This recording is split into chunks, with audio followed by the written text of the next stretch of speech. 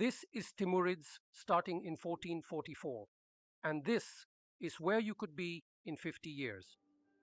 Today we're going to break down the best opening moves for the Timurids, focusing on estate privileges, diplomacy, and idea groups. We will try to do this while giving some historical context. If this video gets 50 likes, I will continue the series and you will choose all of the crucial decisions, such as what path to take, Persia or Horde, and which nation to form next. First up, let's talk about estate privileges. In other games, you might be used to giving the religious state privilege to get those juicy mana points. But with the Timurids, we do things differently. You see, granting 10% of the land to the ulema would cause us to fall below 30% land control, increasing our subjects' liberty desire. And trust me, we don't want that headache right at the start. Instead, we're going to give the most important privilege, religious diplomats. This gives us the needed diplomatic reputation and good relations with other Muslim states around us. Think of it as echoing Timur's knack for diplomacy and keeping alliances strong. Fun fact, Timur was fluent in 4 languages: Persian, Turkish, Mongolian, and Arabic, even though he was illiterate. Gotta keep those subjects happy, right? We'll also add oversight by the ulema and clerical ministers to balance power and boost our stability. Next, let's look at the amirs. We'll go with the officer corps. Don't worry about army traditions, it'll build up quickly. Timur was all about a strong, disciplined army, and we're following in those footsteps. We'll also grant supremacy over the crown and strong duchies. This helps keep our subjects under control, just like Timur's balanced approach to governance. Finally, we're going to get indebted to the merchants. This will provide us with the funds we need for our upcoming wars. Timur's empire thrived on trade, and we're tapping into that merchant wealth to fuel our military campaigns. Money talks, and we need it to back up our strategic plans. Alright, let's dive into some diplomacy. First, we're going to return the favor and rival the Ottomans and Mamluks. We're also going to rival Ajam since we'll be at war with them soon. When we win, we'll get a nice boost to our power projection. Fun fact, the Timurids and the Ottomans actually had a bit of a rivalry in real history.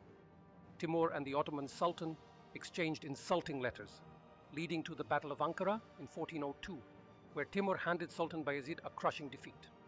Next, let's secure some royal marriages with our subjects, Sistan, Afghanistan, and Khorasan. These marriages will strengthen our alliances and solidify our control. We can't do this with Transoxiana and Fars just yet, but hang tight. We'll be able to by the end of the month. Historically, Timur was a master at using marriage alliances to secure his rule and expand his influence. We're just following his footsteps. Don't forget to issue embargoes against all 3 of our rivals. On the court front, we've got 2 scripted advisors ready to go, 1 for administrative and 1 for diplomatic positions. With the funds from our loans, we'll hire these guys, giving us the diplomatic reputation we need.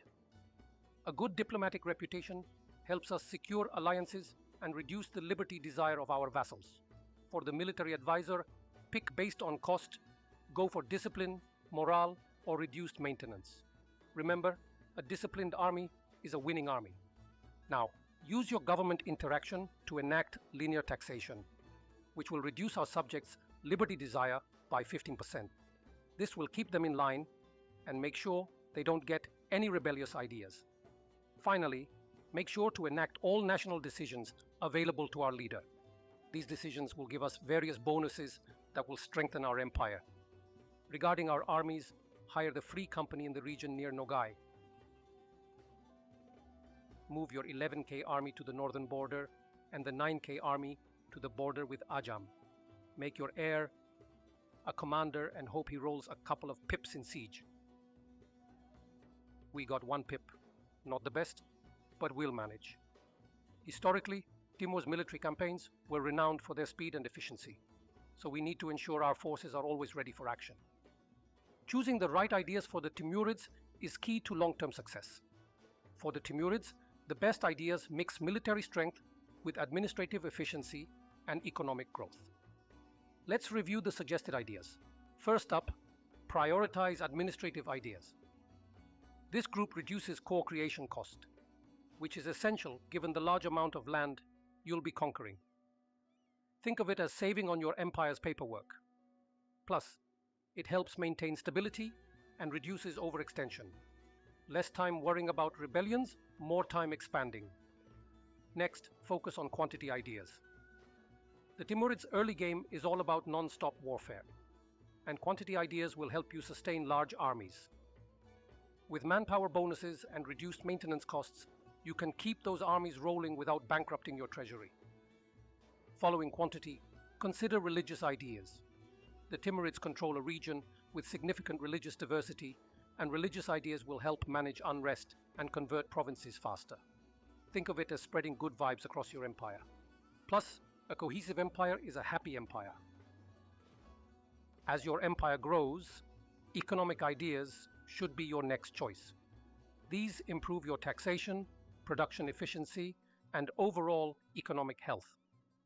Alternatively, trade ideas can be a great option since we'll control Persia and Indian trade nodes, turning our empire into a trading powerhouse.